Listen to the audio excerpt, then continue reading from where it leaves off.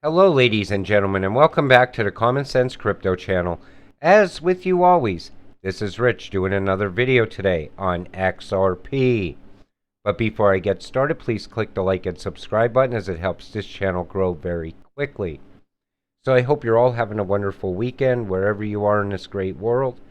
We're going to talk about XRP. I want to start with this. So $10 XRP is a realistic target by the end of the year. Now, a lot of people believe that's what's going to happen due to market cap and previous cycles. Other people believe we go much higher. I like to think we're going to go much higher than $10 also, based on the fact that the SEC lawsuit can end, price will go up. Flare going fully live, price will go up. ISO 222, price will go up. But I want to talk about ISO a little bit more.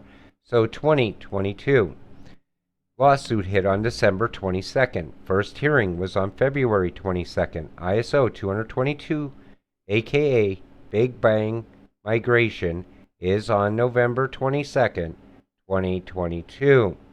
Now you see Brad here with the 22 behind him lit up. Now, was he giving us a sign that this can very well be what's coming? Maybe he was giving us a hint. But here's the thing. The Big Bang migration or Big Bang scenario is scheduled for November 22nd of this year. Now, I'm not going to tell you, hey, go out and get all the cash you can and put it into XRP, because this is guaranteed to happen this day. But it looks like it could happen. But I would never tell you to do that, because we really don't know. But think about how great it would be to go to sleep on November 21st of this year and wake up the next day and all of a sudden XRP is skyrocketing in price. Or maybe it has a set monetary value. Who knows? We're going to have to wait and see. But we also see this. We are not only on the right side of the law, but we will be on the right side of history. And then down here we see it's been a long time coming. Working through the regulatory process takes time. Worth it. But I'm absolutely ecstatic to be in Sao Paulo as on-demand liquidity with XRP launches in one of the biggest FX providers in Brazil, Travelex Bank. Now that seems like very big news. And it is. But this can be bigger than that. Do you have any ideas how big this truly is? Think hard. Brazil is a member of the Brics nations. What did the Brics just announce? And we see here, Putin says Brics working on new global reserve currency. Can that be XRP? Most nations within Brics are producers of value commodities like gold and oil and recently began trading with each other using alternative payment currencies, not the dollar. Think about that. This summer, at annual Brics meeting, plans for a new basket currency were announced. And we watched Russia back the digital ruble with palladium. So why can't they back XRP with gold? Or maybe oil? This can very well be what's going on right now. Until it manages to win the lawsuit against the SEC, it's a Russian roulette investment. XRP is a valid project, but there's a lot of FUD around it. Here's the thing. We know that lawsuit is an absolute joke. Anybody in the XRP community knows it. I still think Gary Gensler's there for one reason, just to hold XRP back for the right moment. So I am excited for this new day. Representative Tom Emmer speaks up. It's about time the SEC was reined in. In fact, it's past time. So they know there's problems with the SEC. They're just picking and choosing battles right now, in my opinion. And none of these battles they can win. It does not look good in the XRP lawsuit. Doesn't look good with their whole case against Coinbase, calling LCX a security also. And we see this. Banking and payments. XRP offer cross-border seamless, fast payments for financial institutions. allowing payments to happen in seconds with the end goal of replacing the SWIFT banking protocol. XRP have over 300 partners, including some of the largest banks in the world. Now think about that, okay? People always try to tell you they're going to come up with an alternative solution. I said this in yesterday's video, but I wanted to touch on it one more time.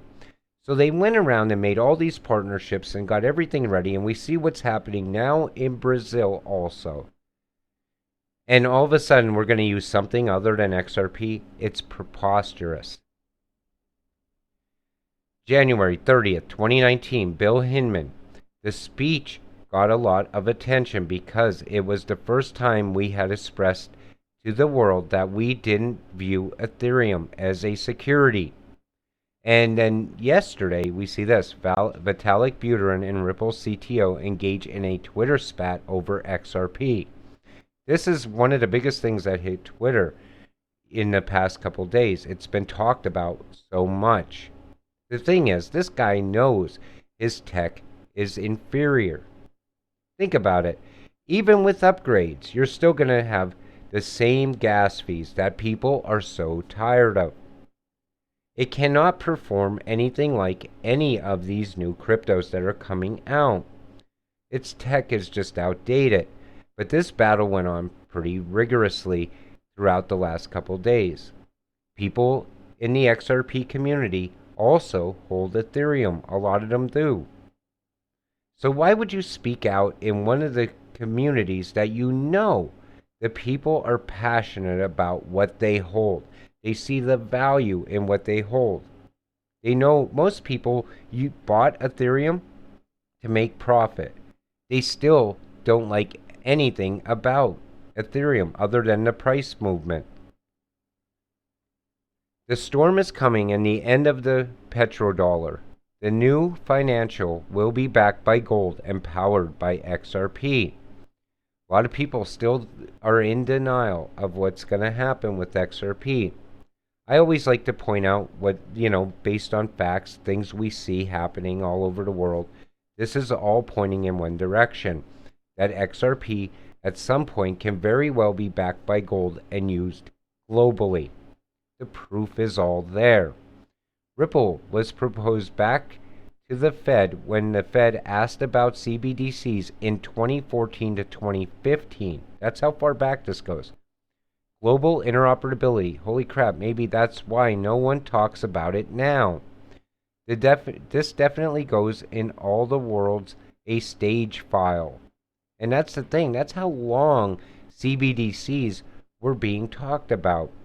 People think like all of a sudden within the past year, the New World Order and the World Economic Forum just, threw this at us and said, this is, what we're going to do. You're going to eat bugs, live in a pod, all of that, digital IDs.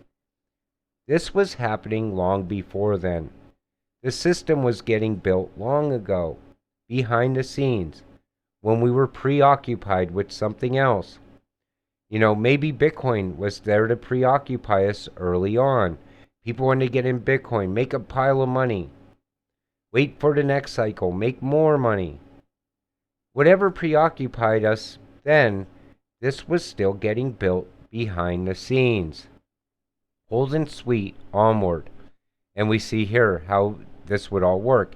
A payment from Bank A to Bank B is created in the payment application.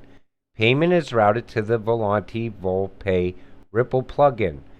Volante's Ripple plugin receives the payment from application according to business rules, initiates Ripple payment process. The Volante Ripple plugin also manages all the required API calls and payment messages transformation to the required format for Ripple. Then we see this via the Ripple cross-currency interface, Ripple Connect. The Volante's Ripple plugin manages the receipt and acceptance, rejection of fees, and FX rate quota.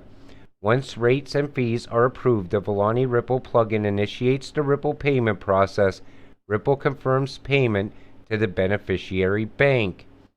Settlement is completed with Ripple ledger balances updated for both sender and receiver bank, and notification of funds transfer to the beneficiary is confirmed back to Bank A. You see how simple this is going to be? Why would they choose an alternative to this? The more you learn about XRP, the better it gets. The more you learn about fiat, the worse it gets, and that is absolutely true. U.S. lawmakers appealed directly to 4 mining firms requesting info on energy consumption. You see what's going on? I'm telling you right now, XRP is going to meet all the regulations. A lot of other cryptos will also. Most of the ISO coins already have some sort of regulations in other countries. Passed. So at some point, whenever Gary Gensler ends this lawsuit and XRP gets the regulatory clarity it needs to be used throughout the world, I believe that $10 price that we talked about in the beginning of this video is going to look like a joke compared to where we're going. But I think it's going to happen sometime in November. I think maybe the lawsuit will end sometime after Flare launch. Who knows? It could happen any day. It doesn't look good for the SEC. But all you have to do now is just be patient and wait. Our time is definitely close, and it's coming closer and closer with each day that passes. With that said, I'm going to wrap up today's video. I want to thank you all for watching. We'll see you in the next one. Have a great night.